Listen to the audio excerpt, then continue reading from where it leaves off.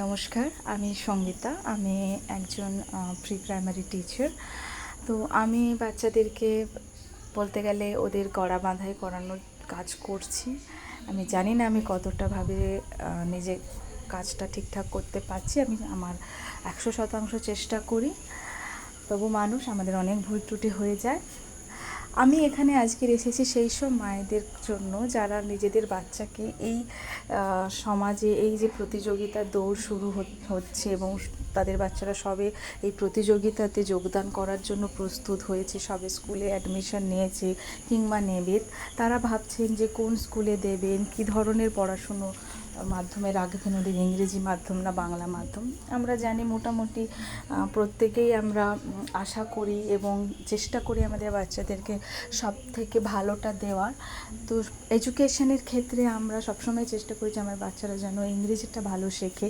ইংলিশটা আমাদের ভারতবর্ষে এত প্রচলিত ভাষা যে এটার খুবই প্রয়োজন আছে। শুধু ভারতবর্ষের বাইরেও গেলে আমাদের এই ভাষাটা খুবই কাজে লাগে। এই ভাষা ছাড়া হয়তো আমরা অচল হয়ে পড়ি অন্য দেশে গেলে।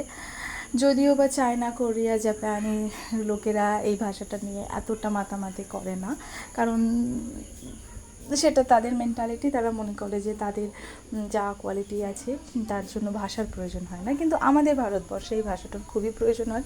ইংলিশ ভাষাটা আমাদের ভারতবর্ষে বহু প্রচলিত। তো এই ভাষাটা শেখার কিছু ট্রিক্স, মানে কিছু নিয়মাবলী বলতে পারেন, কিছু ধারা আমি আপনাদের দেবো যে কীভাবে আপনি আপনার ছোট্ট একটা 3-4 বছরের বাচ্চাকে কীভাবে আপনি জ্ঞান দিতে শুরু করবেন, কীভাবে ওকে শেখাতে শুরু করবেন।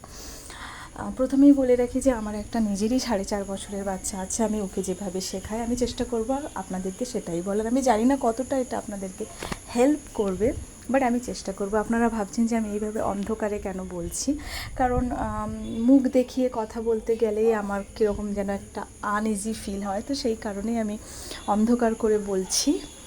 আর এখানে তো দেখার কিছু নেই, এখানে সবটাই শোনার, আপনারা শুনুন। বাচ্চাদেরকে প্রথমে ইংলিশ অ্যালফাবেটের সাথে আপনি রেকগনিশন করান, কোনটা এ, কোনটা বি, কোনটা সি, কোনটা ডি, এভাবে A to Z আপনি ওদের রেকগনিশন করান। ওই রেকগনিশনের সাথে সাথে শুধু ওদেরকে ক্যাপিটাল এবং স্মল এই দুটোর মধ্যেও ডিফারেন্সিয়েট করাতে শেখান। এটা গেল রেকগনিশন। এরপর আপনি জানেন যে বাচ্চাকে কীভাবে লেখাতে হয়, সেটা আপনারা ভালো মতোই জানেন। আপনারা প্রত্যেকেই একজন টিচার, একটা মাই সবথেকে বড় শিক্ষিকা হয় তার বাচ্চার জন্য। তো আপনি নিঃসন্দেহে আপনার বাচ্চাকে লেখাতে পারেন। তো আপনারা প্রত্যেকেই এখন 4 লাইন কপি ইউজ করছেন লেখার জন্য।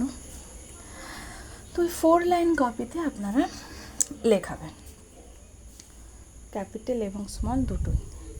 এবার বলছি আমাদের বলার ক্ষেত্রে আমরা কিভাবে অ্যালফাবেটটাকে বলবো, আমরা কিভাবে ওটাকে উচ্চারণ করব, মানে প্রনাউন্সিয়েট করব। যেমন ধরুন আমরা বাংলায় যেটাকে আপেল বলছি, আমরা ইংলিশে সেটাকে কী বলছি, অ্যাপেল। তাহলে এটা কীরকম শুনতে লাগছে, এর ফোনিক সাউন্ড হয় অ্যাপেল।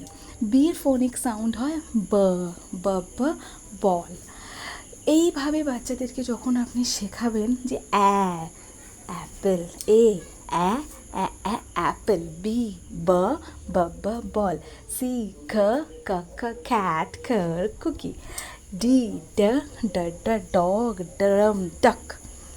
আমি আজকের এই 4টেই অ্যালফাবেট বললাম। এই 4টে অ্যালফাবেট ভালো করে ওদের বলবেন this is a Sage Apple and alligator, aeroplane. B says ball, bat, bag, bear, butterfly. C says cat, cake, cookies, carrot, candy. D says dog, door, drum, duck.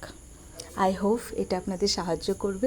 আজকের এই 4টে অ্যালফাবেট শেখালাম, আপনারা পারলে একটু সাবস্ক্রাইব এবং লাইক দিয়ে দেবেন, আমি খুব খুশি হব। Thank you, good night.